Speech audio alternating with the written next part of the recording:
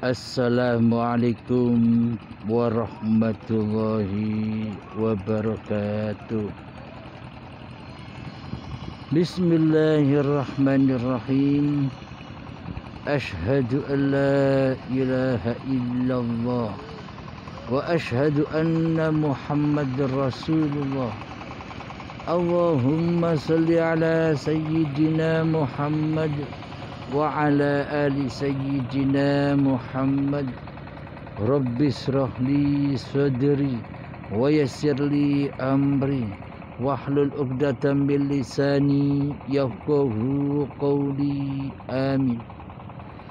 Bismillahirrahmanirrahim.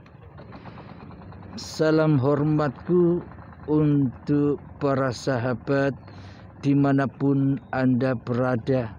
Semoga di pagi yang indah ini kita semua selalu diberikan rasa kebahagiaan, rasa selalu bersyukur kepada hidup yang menghidupi diri kita semua. Amin ya rabbal alamin. Alhamdulillahi rabbil alamin. Kali ini kita mengkaji pertanyaan saudara kita yang menanyakan di WA saya lewat voice-nya. Marilah kita dengar pertanyaan dari sahabat kita. Assalamualaikum Pak Ustadz, saya Lili dari Madiun mau tanya, sebenarnya hakikatnya sholat itu apa? Dan yang kedua, sebenarnya apa makna dari bidadari yang selalu identik dengan seorang wanita yang cantik, yang berada di surga dan yang diperuntukkan untuk seorang lelaki yang mentaati perintah Allah? Atas semua penjelasannya saya ucapkan terima kasih. Wassalamualaikum warahmatullahi wabarakatuh. Waalaikumsalam warahmatullahi wabarakatuh. Alhamdulillahi rabbil alamin. Pertanyaannya yang pertama, apakah hakikat sholat itu? Pertanyaan yang kedua, apa yang dimaknai dengan bidadari yang hanya diperuntukkan bagi orang-orang yang beriman kepada Allah? Jika kita kaji secara syariatnya, sholat itu ya sholat seperti sholat 5 waktu yang kita kerjakan selama ini. Sholat 5 waktu, sholat duha, sholat tahajud, sholat rawatib, sholat tasbih, sholat jenazah. Jadi sholat-sholat yang kita ketahui selama ini ya sholat-sholatnya badan, pergerakan badan, af'alnya badan, sesuai yang dituntunkan dan yang diajarkan oleh Kanjeng Nabi Muhammad sallallahu alaihi wasallam. Akan tetapi selama ini kita hanyalah mencontoh gerak-geriknya atau syariat-syariatnya badan-badan saja, dohir saja, syariat saja. Selama ini kita luput memandang, atau selama ini kita luput mencontoh bagaimanakah keadaan hati Kanjeng Nabi Muhammad sallallahu alaihi wasallam ketika melaksanakan semua syariat-syariat itu. Jadi yang kita contoh selama ini hanyalah casing saja. Kita luput mencontoh bagaimana keadaan hati kita selama ini di dalam menjalankan sholat-sholat yang kita lakukan dan ibadah-ibadah yang kita lakukan, yang ternyata selama ini kita tidak beriman kepada Allah di atas sholat-sholat yang kita kerjakan. Ternyata selama ini kita tidak beriman kepada Allah di atas segala aktivitas ibadah-ibadah yang kita lakukan selama ini. Buktinya, di dalam hati kita tidak mencontoh keadaan seperti keadaan hati para nabi dan kanjeng Nabi Muhammad sallallahu alaihi wasallam, yang tentunya di dalam hatinya hanya mentauhidkan Allah sebagai Tuhannya dan sebagai pencipta serta sebagai penguasa atas diri manusianya, daripada mentauhidkan diri manusianya sendiri di hati kita selama ini. Kita tidak bertuhan, kita tidak menuhankan Allah sebagai Tuhan, malah diri kita lah yang seolah-olah menjadi Tuhan di dalam atau di atas seluruh sholat-sholat kita dan di seluruh ibadah-ibadah yang kita lakukan, seolah-olah kitalah sebagai Tuhannya yang berkuasa atas seluruh sholat-sholat yang kita kerjakan dan yang berkuasa atas seluruh ibadah-ibadah yang kita lakukan, serta seolah-olah kitalah yang berkuasa atas kehidupan ini.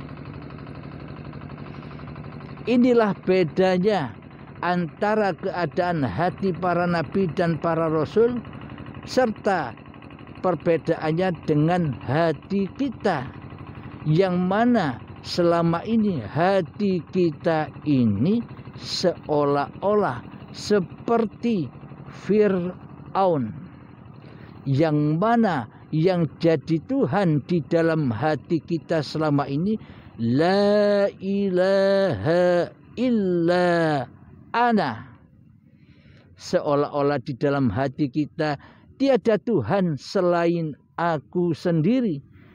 Akulah yang bisa sholat, akulah yang bisa ibadah, akulah yang bisa bekerja, akulah yang bisa duduk, akulah yang bisa berdiri, akulah yang bisa mandi, akulah yang bisa bersepeda, akulah yang bisa sholat, ibadah, akulah yang bisa, dan macam-macam. Semua diakui di dalam hati kita bahwa kitalah sebagai satu-satunya Tuhan yang bisa beraktivitas atas diri kita sendiri selama ini. Jadi selama ini, selama di hati kita yang menjadi Tuhan adalah hawa nafsu kita sendiri,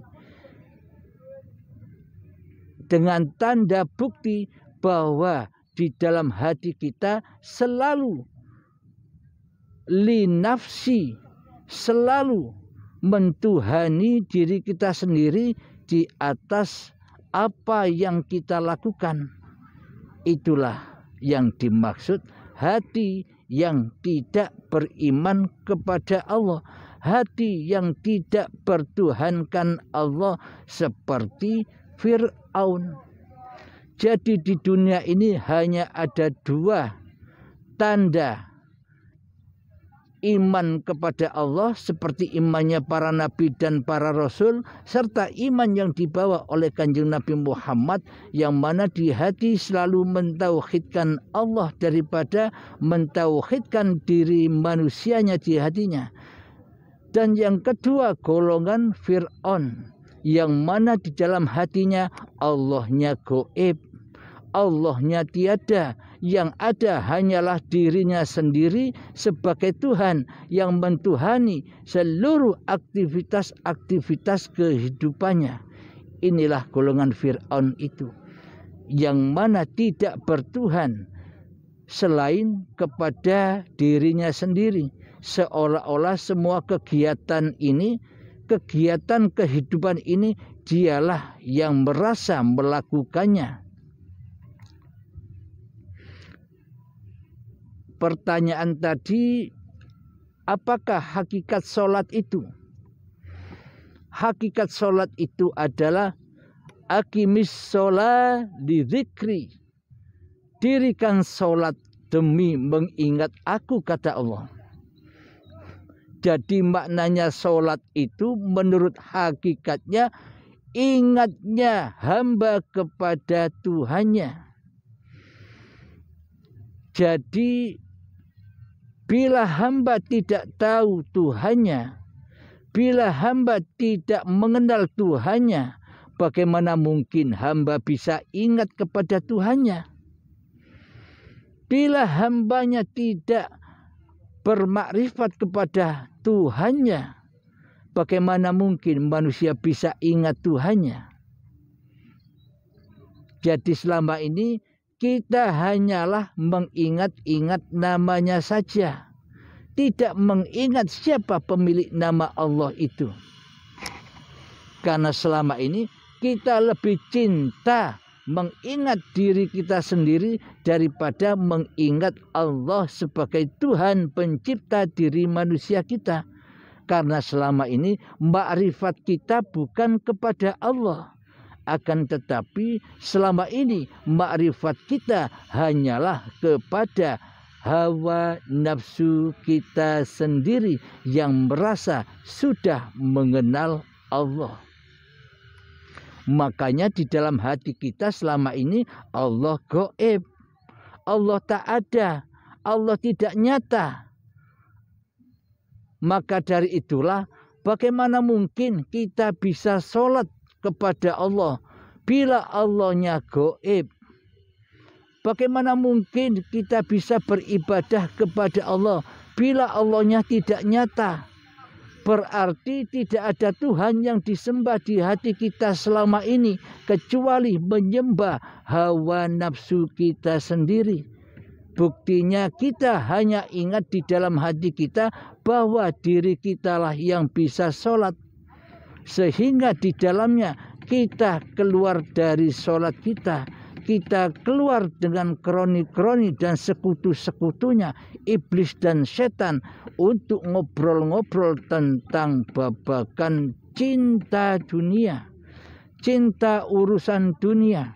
Sehingga iblis dan setan membisikkan di dalam hati kita ketika kita sedang sholat, ayo bro, cepat, jangan lama-lama sholatnya. Dunia menanti kita. Dunia itulah Tuhan kita. Hati kita selalu dibisiki demikian oleh iblis dan setan. Karena di dalam sholat itu sendiri selama ini kita tidak menyembah Allah di dalamnya.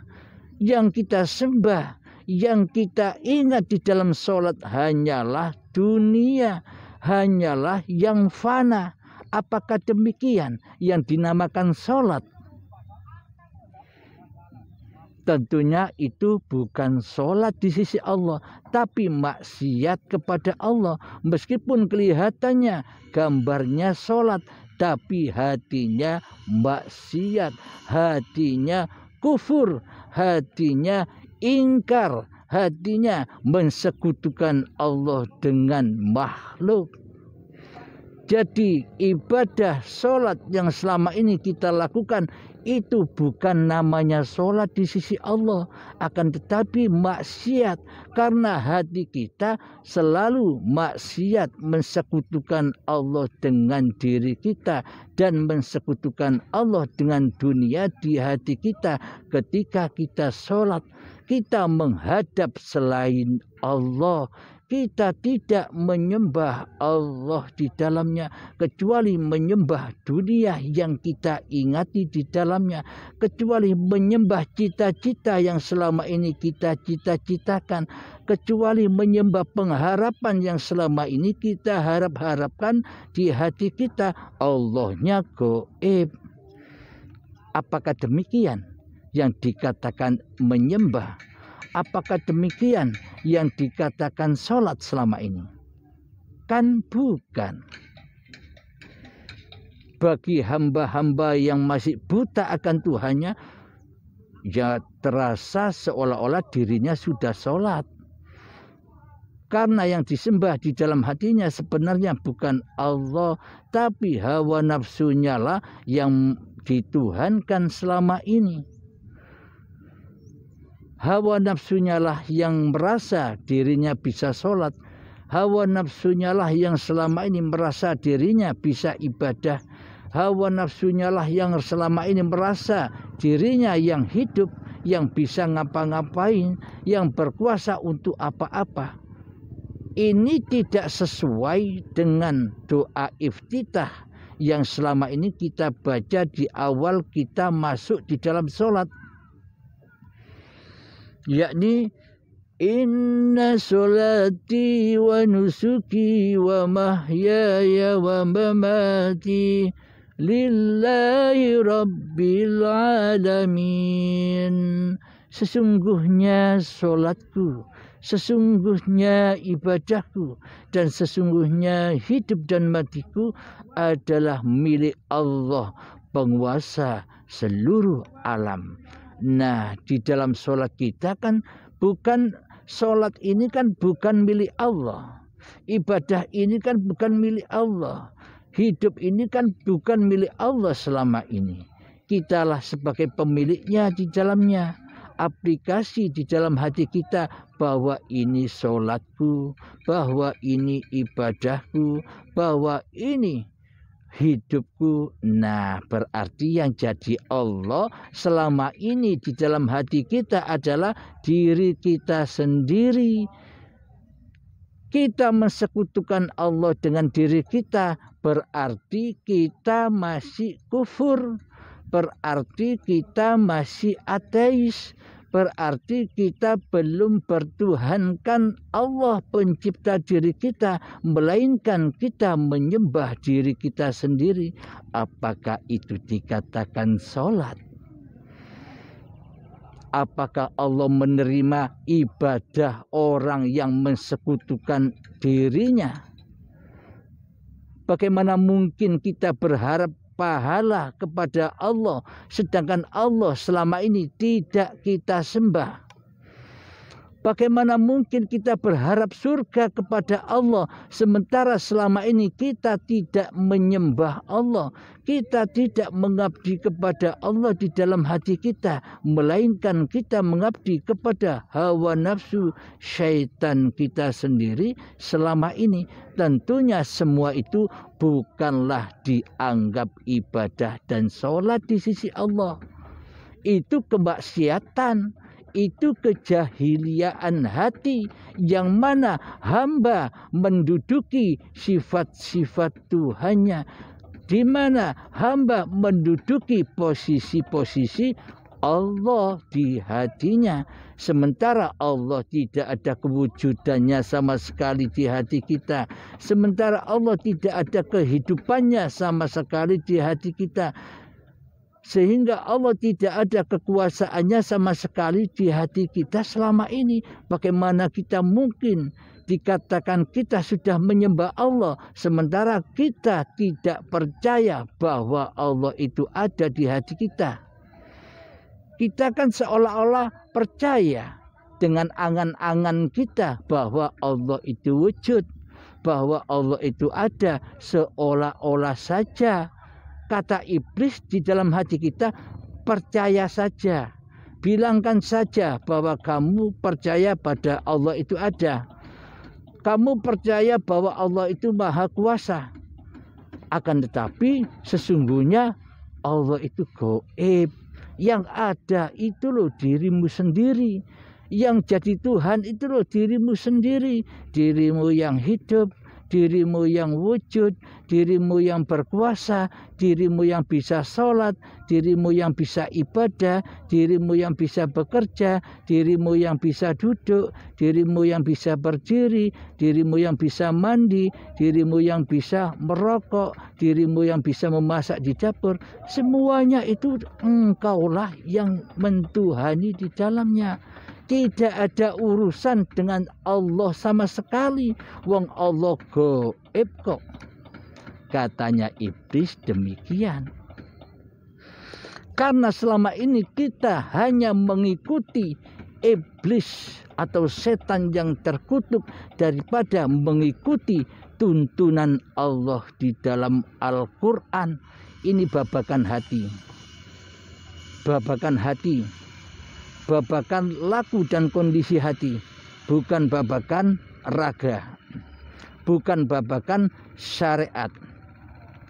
Karena bila hati ini belum beriman kepada Allah, masih kufur, tentunya seluruh amal yang diperbuatnya, amalia syariat semua yang dikerjakannya pasti menuju kekufuran. Bukan dikatakan ibadah, bukan dikatakan sholat, pergerakan badannya berimam kepada hawa nafsunya, ya bukan ibadah itu, tapi maksiat. Jadi hakikat sholat yang sebenarnya itu ada di dalam hati kita. Aqimis sholat li dzikri. Dirikan sholat itu demi mengingat aku. Jadi bukan mengerjakan sholat. Kalau mengerjakan sholat itu ya seperti selama ini kita pura-pura sholat tapi hati kita maksiat. Itu mengerjakan sholat. Maksudnya dirikan sholat demi mengingat aku. Dirikanlah, nyatakanlah Allahnya sebagai Tuhan penguasa diri manusiamu di segenap tingkah lakumu, di segenap aktivitasmu sehari-hari. Jadi nyatakan bahwa hidup ini Allah, bukan hidup manusiamu. Bila demikian sudah nyata bahwa hidup ini Allah, pasti Allah lah yang berkuasa atas seluruh segenap amal-amal badan-badan ini. Allah lah yang mengafalkan. Allah lah yang mengafalkan bangun tidurnya badan. Allah lah yang mengafalkan berdiri dan berjalannya badan. Allah lah yang mengafalkan badan bisa mandi. Allah lah yang mengafalkan badan bisa bajuan. Allah lah yang mengafalkan badan bisa sholat.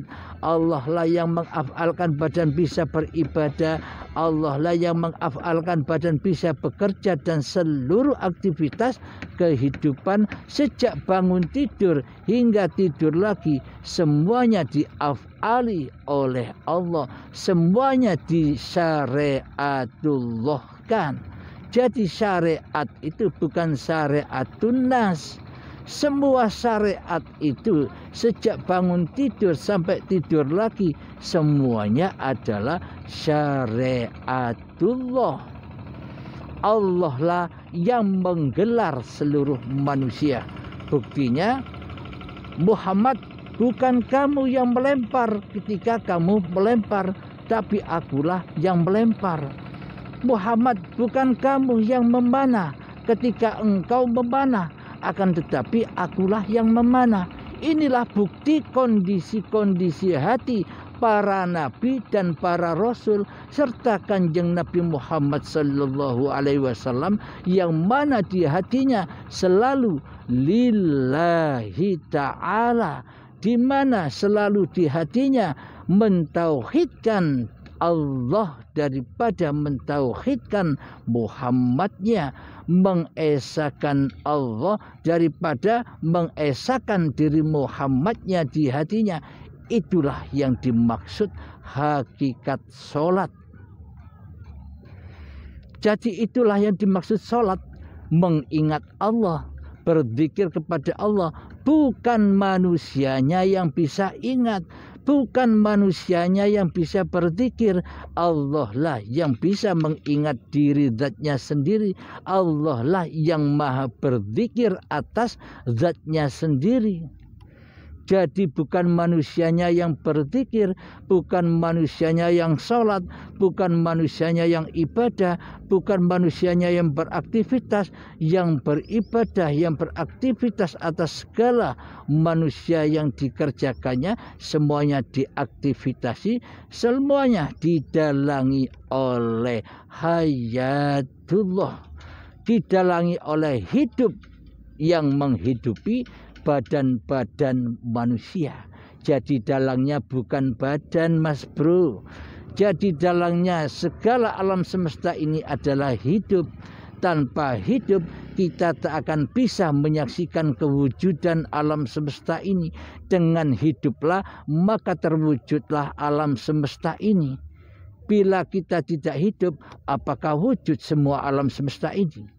Jadi dengan kewujudan Allah lah maka wujudlah alam semesta ini. Inilah yang dimaksud sholat itu. Hakikat sholat itu kembalinya hati hamba kepada Tuhannya, kembalinya tauhid hamba kepada tauhid Tuhannya. Inilah hakikat sholat. Jadi meskipun kita mengerjakan sholat secara syariatnya, hati pun juga demikian. Mentauhidkan bahwa Allah lah yang mengafalkan di dalamnya. Itu yang dimaknai sholat, hakikat sholat itu. Jadi pada intinya terletak dalam kondisi hati. Bila hati sudah nyata kewujudan Tuhannya, bila hati sudah mentauhidkan Allah daripada hawa nafsunya, itulah yang dimaknai hakikat sholat itu. Jadi dimanapun dan keadaan apapun kita aplikasikan. Syaratnya kita masuk Islam dulu, syaratnya kita mengenal Allah dulu, syaratnya kita harus bermakrifat kepada Allah, baru bisa berzikir, baru bisa sholat, baru bisa ibadah. Bila kita tidak mengenal Allah, bila kita tidak tahu Allah, bila kita tidak bermakrifat kepada Allah, bagaimana mungkin kita bisa sholat? Bagaimana mungkin kita bisa beribadah? Semua itu kan hanya bohong-bohongane hawa nafsunya sendiri, agar dikatakan manusia lain sudah bertuhan, padahal di hatinya masih ateis, padahal di hatinya masih kufur, padahal di hatinya masih mensekutukan Allah dengan dirinya. Alhamdulillahirrabbilalamin. Inilah hakikat sholat. Hakikat sholat itu aqimis sholah lidzikri. Dirikan sholat demi mengingat aku. Maksudnya dirikanlah apa yang diafalkan oleh Allah sejak bangun tidur sampai tidur lagi. Apapun berdirinya badan, berafal apapun, maka selalulah ingat di dalam hati kita bahwa Allah lah yang berafal, bahwa Allah lah yang menggerakkan. Alhamdulillahirrabbilalamin. Semoga paparan tentang hakikat sholat ini bisa kita pahami, termasuk diri saya sendiri dan umumnya untuk kita semua, terkhusus bagi para bagi yang bertanya, semoga bisa dipahami apa hakikat sholat itu. Untuk pertanyaan kedua, apa makna bidadari di dalam surga bagi orang-orang yang beriman? Itu pertanyaan kedua, nanti kita kaji lagi di episode yang akan datang. Alhamdulillahirrabbilalamin. Allahumma salli ala Sayyidina Muhammad wa ala ali Sayyidina Muhammad. Rabbana atina fid dunya hasanah wa fil akhirati hasanah wa qina adzabannar. Rabbana atina fid dunya hasanah wa fil akhirati hasanah wa qina adzabannar. Rabbana atina fid dunya hasanah wa fil akhirati hasanah wa qina adzabannar. Wa sallallahu ala sayyidina Muhammad wa ala alihi wa sahbihi wasallam walhamdulillahi rabbil alamin. Assalamualaikum warahmatullahi wabarakatuh.